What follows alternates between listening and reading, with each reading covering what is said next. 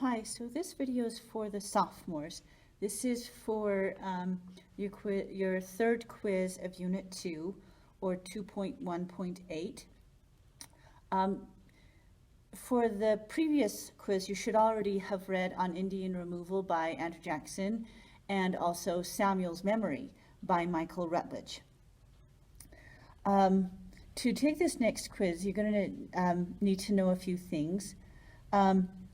One is, and this is hard to define because you can never get inside somebody's mind, but you can kind of guess from the way they act and think a lot of the time how they're thinking and what their motives are. Think about the motives behind Andrew Jackson's speech. Did he really think, when he made this speech on Indian removal, did he really think that he was making the lives of Native Americans better?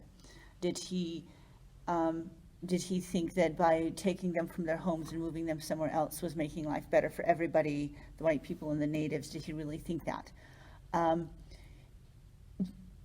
It's from his actions, from the way he treated people throughout his life, you can kind of guess that maybe he didn't really care. You can't know unless you get inside his brain, but if actions show motivation, then he probably didn't really care about them. He was just trying to keep himself in power. Andrew Jackson was a politician. It's probable that he just wanted to remove the natives because that was a popular thing at the time and he wanted to stay in power. So anyway, that's that about Andrew Jackson. You also need to know about the difference between connotation and denotation. Denotation is the literal meaning of a word. The literal meaning of the word aroma, for example, means a smell. But the connotative meaning of aroma is a pleasant smell, as opposed to stench, whose literal meaning is also smell, but its connotative meaning means a bad smell. So would you rather smell an aroma or would you rather smell a stench? Most likely you'd rather smell the aroma, because over time, the connotative meaning of aroma is more positive than stench. Although their denotative meanings both are the same thing, their connotative meanings are different between stench and aroma. Also, you'll need to know what the word euphemism means. A euphemism is a way of choosing your words to make a harsh subject seem less offensive. For example, if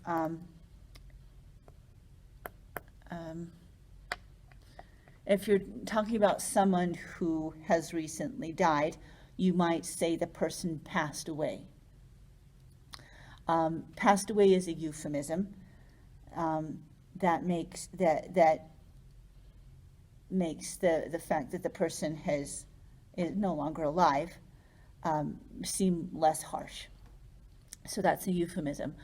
Also, you need to know what the word tone means, and you probably know that already. It's the author's attitude toward the subject.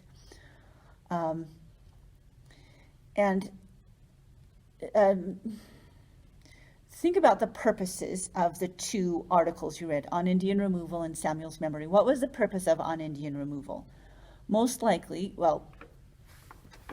so the purpose of Indian Removal by Andrew Jackson was to convince the American people, the white people who are of European descent, that taking these people from their homes where they'd lived in these areas for thousands of years and moving them forcibly was a good thing. That was the purpose of it. What was the purpose of Samuel's Memory?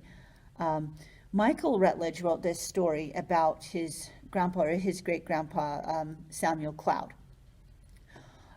He was just a little boy when he was forced to go on the Trail of Tears. And what was Rutledge's purpose for it? Probably to educate people on the harshness of the Trail of Tears. Look at the sentence structure of both of these pieces of writing on Indian removal and Samuel's memory.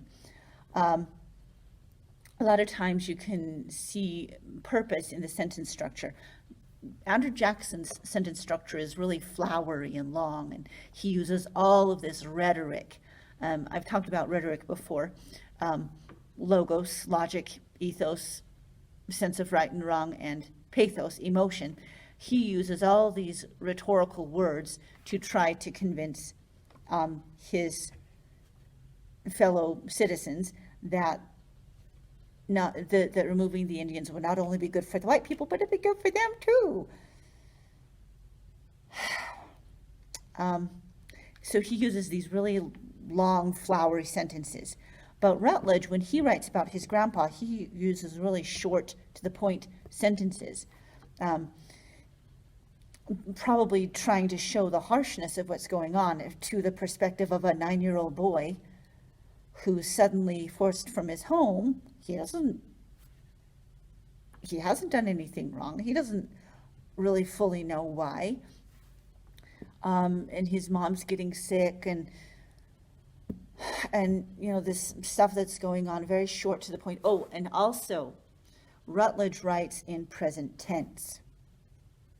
I noticed this is happening, this is happening, this is happening. Even though the Trail of Tears happened so long ago, Rutledge writes in present tense as if it's happening right now as I'm reading this story. Probably to show the immediate harshness of what's going on, what this 9-year-old boy is experiencing.